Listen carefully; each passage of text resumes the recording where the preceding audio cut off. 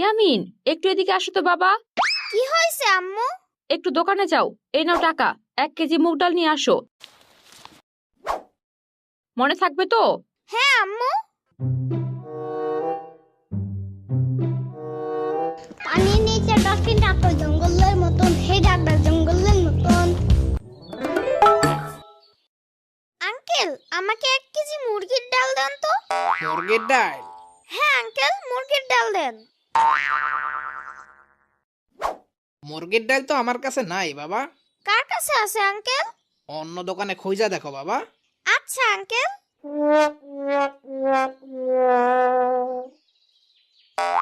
এই যে বাবা, এইদিকে আসো। কি হয়েছে আঙ্কেল? আসো বাবা, তোমার মুরগির ডাল আছে। মুরগির ডাল আছে আঙ্কেল?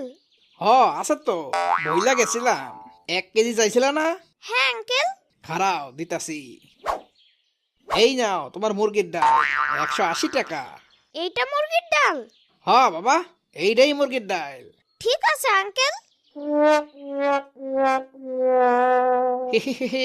পোলাটারে মুগ ডাল দিয়া বুঝাইয়া দিছি, পোলাই বুঝবো যে মুরগির ডাল দিয়া দিছি।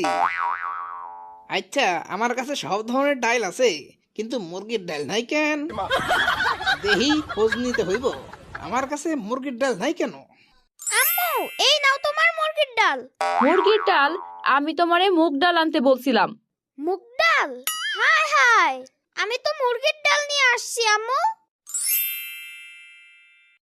কই, ঠিকই তো আছে। তুমি তো মুগ ডালই নিয়ে আসছো। সত্যি আম্মু?